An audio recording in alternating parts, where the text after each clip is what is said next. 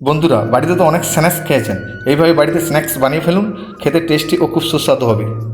তাহলে প্রথমে দুটি আলু নিয়ে নিন, আলুকে সিদ্ধ করে কুচি কুচি করে কেটে নিন যাতে মাখাতে সুবিধা হবে। তার মধ্যে দিয়ে দিন কর্নফ্লাওয়ার, দিয়ে একটু ভালো করে মেখে তার মধ্যে দিয়ে দেবেন ধনেপাতা কুচি, পেঁয়াজ কুচি এবং লঙ্কা কুচি, এবং দিয়ে দেবেন স্বাদ মতো লবণ, এবং তার মধ্যে দিয়ে দেবেন চাট মশলা এবং মিট মশলা, দিয়ে ভালো করে মেখে এইভাবে একটা ডো বানিয়ে ফেলুন। মেনে এবার হাত দিয়ে একটা শেপ আকার দিয়ে দিন, দিয়ে গ্লাস দিয়ে গোল গোল করে কেটে নিন। এইভাবে সবগুলো কেটে নিন।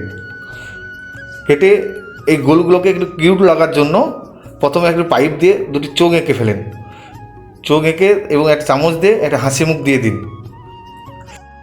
তারপর ওভেনে একটি কড়াই বসিয়ে তার মধ্যে কিছুটা পরিমাণ সাদা তেল দিয়ে দিন এবং একে একে সবগুলোকে ভেজে নিন। হালকা আঁচে ভাজবেন এবং লাল করে ভাজবেন। ভাজা হয়ে গেলে বিকালে চার সঙ্গে খান। একবার খেলেই প্রতিদিন খেতে ইচ্ছা হবে।